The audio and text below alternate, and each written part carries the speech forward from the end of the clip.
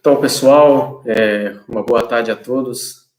Vamos dar início aí a um conteúdo bastante relevante, bastante interessante, que se refere, que tange aí conceitos, funções da monosina sódica, flavomicina, funções, benefícios para a produção leiteira, para a produção de leite. Já de início, eu queria comentar com vocês e mostrar esse slide a respeito da evolução dos ruminantes, tá?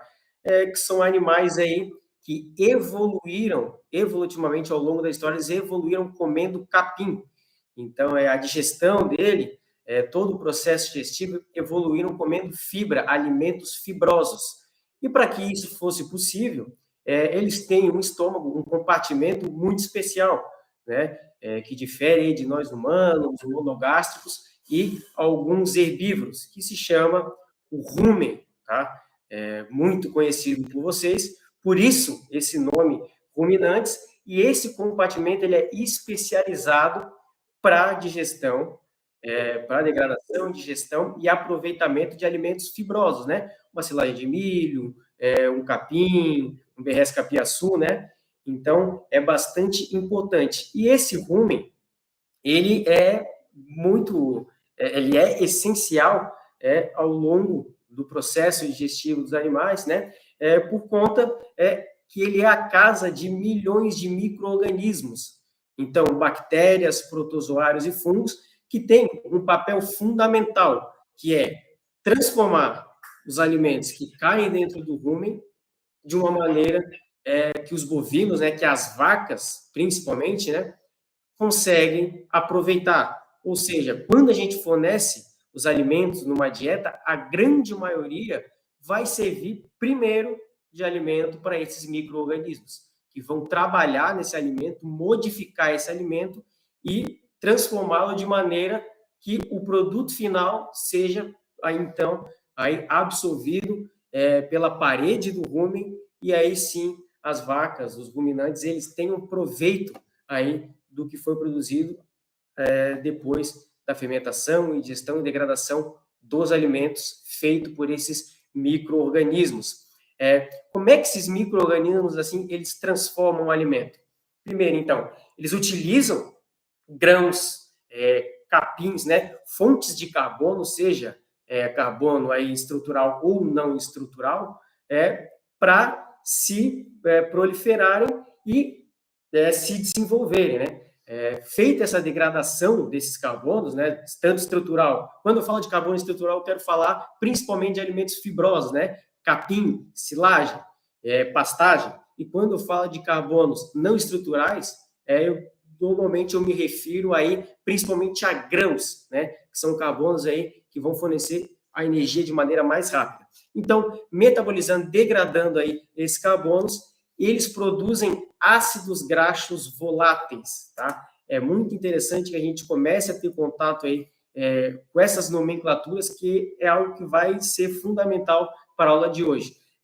Esses ácidos graxos voláteis, eles são fruto da degradação e da digestão desses carbonos, desse alimento. Então, esses ácidos que vão ser absorvidos na parede do rumen e aí sim transportado via corrente sanguínea para as vacas poderem aproveitar esses ácidos, principalmente como fonte de energia. Beleza, pessoal? E aí, então, como é que essas bactérias, elas servem de alimento? A gente sabe que elas transformam o alimento, mas as bactérias também servem de alimentos. Que tipo de alimento elas servem? A bactéria, principalmente, elas servem como proteína. Sabe a proteína quando a gente oferece no farelo de soja, no caroço de algodão? Então, elas vão metabolizar essa proteína, pegar esses aminoácidos para ela, e ao final aí da vida produtiva, vamos dizer assim, desses micro-organismos, eles vão passar para outros tratos digestivos do animal, no pós-rumen do animal, e vão servir de proteína para esses animais. Então, é o que a gente chama de proteína microbiana. E essa massa microbiana, né, que são as próprias bactérias, são esses próprios micro-organismos, são fontes riquíssimas em aminoácidos, tá? Então, ao final da vida, elas servem aí de proteína após a fermentação do rumen, depois de ter feito aquele trabalho de transformação do alimento dentro do rumen, elas podem ser absorvidas lá no intestino delgado, fornecendo, então, nutrientes e aminoácidos importantes aí para os animais, tá? Então, voltando um pouquinho naquele assunto, fermentação ruminal. O que são esses AGVs, né? Ácidos graxos voláteis. Então, como eu havia comentado, após a fermentação ruminal, que é o processo que esses micro-organismos trabalham no rumen e quebram esses carboidratos estruturais. Lembrando sempre, pastagem, capim, e não estruturais, grãos. Os principais AGVs que são frutos dessa degradação são acetato, propionato e butirato, beleza? Lembrando que o acetato, ele é precursor, é uma fonte de energia que o animal vai utilizar que vai ser precursora da gordura no leite.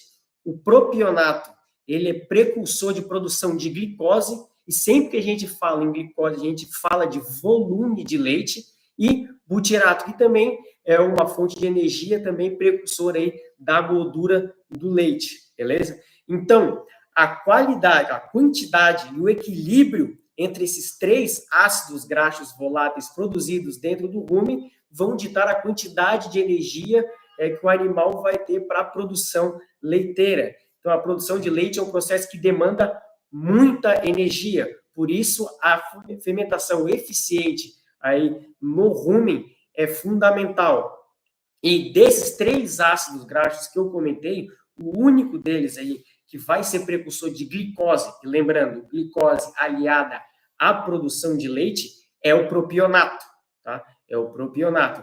Então, quando eu falo de fermentação mais eficiente, é uma fermentação cujo o balanço entre esses três ácidos graxos voláteis dentro do rumen tenha maior propionato, não em quantidade, mas é que a níveis normais, o acetato é produzido em grande quantidade, tá? O propionato mais ou menos por aqui e o butirato um pouco menos. Quando a gente tem maior produção de propionatos, não significa que essa cadeia se inverte, significa que a diferença entre acetato, que é o mais produzido, e propionato, ela diminui, e isso é muito importante. E o que causa isso? Qual é a função, né? O que causa esse balanço de ácidos graxos voláteis é o equilíbrio da população microbiana presente no rumen, que é a que vai fazer a degradação e digestão e que vai produzir esses ácidos graxos voláteis, né? AGVs, acetato, butirato e propionato. Então, para que a fermentação seja saudável e equilibrada, é preciso que haja uma população microbiana balanceada, porque cada espécie de bactéria ou de micro-organismo presente dentro do rumen vai degradar um tipo de fibra. Tem aquelas que degradam só fibras vindas aí de carbonos estruturais, como pastagem principalmente, né? E aqueles carbonos não estruturais, de rápida fermentação. Então, cada espécie de bactéria, cada grupo de bactérias, ela tem o seu papel muito bem definido dentro do rumen, e é uma cadeia bastante complexa aí de fermentação. Portanto, essa população microbiana, ela tem que estar bem balanceada para que a gente consiga diminuir a diferença da produção de acetato para a produção aí de propionato. Sempre lembrando, eu vou sempre bater nessa tecla. Propionato, precursor de glicose, glicose que é precursora de volume de leite. Beleza? Então, como eu havia falado, né, esses micro-organismos são capazes de degradar diferentes fontes de carboidratos, né, de utilizar diferentes fontes aí de carboidratos e produzir diferentes ácidos graxos voláteis de cadeia curtas, os AGVs. Então, e agora, precisava dessa introdução para poder chegar no assunto principal da nossa aula, que é falar sobre monenzima sódica e flavomicina. Então, a monenzima sódica, objetivo e função, bem claro e didático para vocês. O objetivo, maximizar o ganho produtivo da fermentação ruminal. O que é maximizar o ganho produtivo da fermentação ruminal? A função, né, é selecionar as bactérias mais eficientes no rumen, eficientes na utilização de energia, na utilização de substrato, aquelas que produzem mais energia destinada ao volume de leite. Ou seja, selecionar bactérias que produzem propionato, né? propionato, precursor de glicose, precursor aí de volume de leite. Então, a classificação no mapa aí da monosina sódica é um aditivo alimentar promotor, aditivo alimentar e promotor de crescimento, né? Essa é a caracterização da monosina sódica. Então, a monosina sódica, objetivos e funções. O que a monosina sódica ela faz de fato, né? Monosina sódica, ela inibe ou mata as bactérias que não produzem glicose e que produzem lactato, ou seja, ela impede o crescimento e a proliferação que aquele grupo de bactérias que não produzem o propionato, elas se desenvolvam dentro do rumen. Ela vai acabar com todas as bactérias que não produzem propionato? Não, ela não vai acabar com todas, até porque a gente precisa de bactérias que produzem acetato e butirato para o bom funcionamento do rumen. A gente só faz uma seleção para que esse gap entre produção de acetato e produção de propionato, ele diminua. Lembrando, né, ele também age, ele impede o crescimento, inibe o crescimento de bactérias que produzem lactato, tá? Lembrando aqui, ó, lactato é conhecido por ser um ácido muito, muito forte, que em grande quantidade no rumen, ele pode ser precursor aí de uma acidose ruminal, ou seja, se tem muito lactato disponível dentro do rumen, acaba que esse animal ele tem um pH ruminal muito baixo, cai esse pH ruminal, e aí esse animal pode desenvolver uma acidose metabólica, que é um problema bastante grave, né? Então, o que acontece, né, dentro aí, nesse funcionamento de monosina sódica, objetivos e funções? Então, por controlar essas bactérias que não produzem o propionato, abre um espaço para o crescimento das bactérias produtoras de propionato. Então, menos bactérias que não produzem propionato e mais bactérias capazes de se desenvolver e produzir propionato, né? Propionato, glicose, volume de leite. Beleza? Então, como é que ela faz, né? O que ela faz, afinal, né? Como eu havia comentado, a aniline é um ácido forte, tem lactato, ela acontece, produz propionato, glicose, e aí maior produção de leite, né, pessoal? Então, os benefícios, de fato, da monosina sódica, quais são? Mais energia para a vaca produzir leite, porque vai ter mais propionato sendo produzido dentro do rumen, né? Com mais propionato sendo produzido dentro do rumen, a vaca tem mais energia disponível para produzir glicose. E isso ajuda a vaca a produzir mais leite, sem precisar comer mais, porque ela vai otimizar a digestão e a ação daquelas bactérias dentro do rumen. Além disso, que eu não comentei, as bactérias cuja monosina sódica age em cima, inibe o crescimento ou mata, são bactérias que muitas das vezes têm rotas metabólicas na produção ali, que são produtoras de gases, principalmente aí do gás metano. Então, a monenzina também ajuda a reduzir a emissão e a produção de gás metano. Lembrando que uma vez o gás metano sendo produzido dentro do rumen, a vaca vai acabar eructando esse gás metano e esse gás metano vai para a atmosfera. Então, a monenzina sódica é uma excelente ferramenta para a gente ter no nosso manejo, até por uma conta ecológica, um papel ecológico da monenzina sódica, um ganho produtivo e ecológico, uma coisa que está bastante em pauta e a gente tem que dar relevância nisso, né? E como um todo, a vaca tem uma saúde ruminal, uma saúde fermentativa melhor, né? Porque essa monosina sódica, ela auxilia a prevenir alguns problemas metabólicos causados pelo excesso de lactato presente no rumen, que é a acidose metabólica, a acidose ruminal. E a gente tem que ter um cuidado na adição da monosina sódica, porque alta quantidade de monosina sódica, ela acaba inibindo o consumo dos animais. Reparem que quando eu falei, né, da ação da monosina sódica, eu falei que ela inibe o crescimento, porque o mecanismo de ação da monosina sódica, ela vai enfraquecendo o organismo da bactéria. Então, né, ela demora até erradicar ou matar aquele organismo. Então, aquele organismo ele fica com espaço dentro do rumen. E ela acaba reduzindo a capacidade do animal de digerir fibra. Então, quanto mais fibra presente dentro do rumen, com mais lentidão esse rumen se esvazia. Com mais lentidão esse rumen se esvazia, menor ingestão de matéria seca esse animal vai ter, porque menos vontade de comer ele vai ter. Mas isso é em caso de dosagens, de superdosagens, né? Então, a gente tem que trabalhar com a dosagem correta aí da monesina sódica, sempre, preferencialmente, presentes nos núcleos minerais que já tem aí a dosagem pré-disponível ali nas tabelas e nos níveis de garantia. Agora, falando da flavomicina, que é outro aditivo aí, né, um promotor de crescimento, que ele difere da monesina sódica no modo de ação. A monesina sódica, ela trabalha de uma maneira para inibir as bactérias e a flavomicina, ela acaba matando de vez essas bactérias por outro mecanismo de ação, né?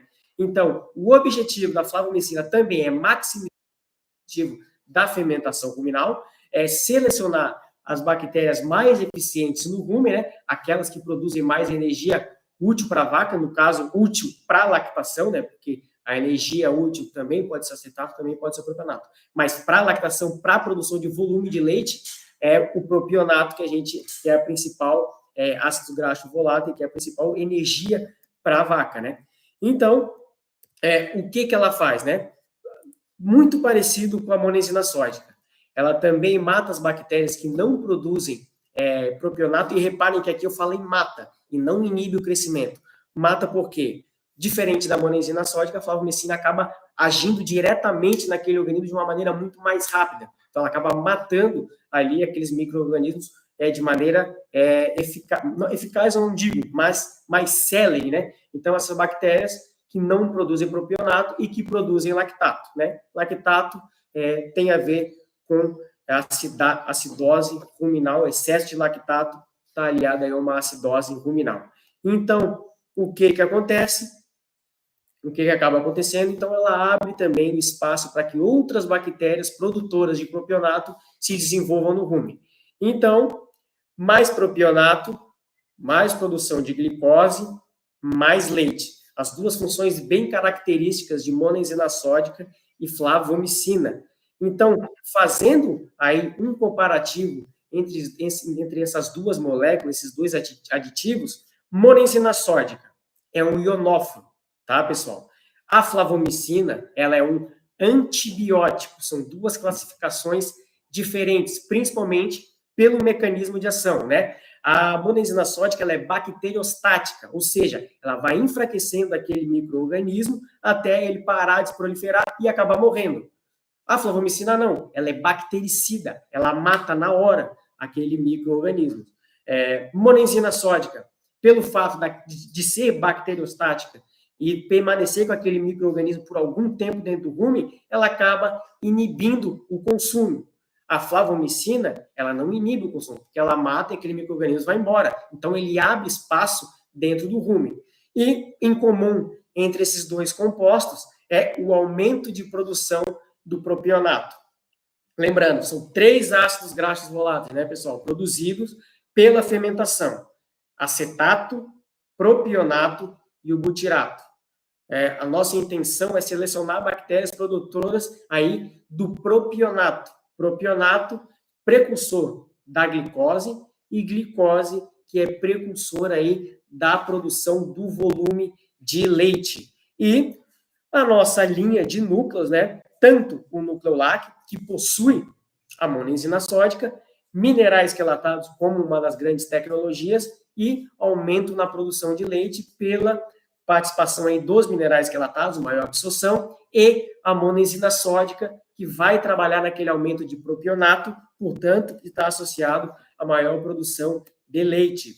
No caso do nosso núcleo standard, a gente tem a flavomicina como uma molécula promotora aí de crescimento, né? E é um núcleo que tem um baixo custo, né, em relação ao nucleolac, e também auxilia aí na produção de leite por conta também, além de outros motivos, pela presença da flavomicina.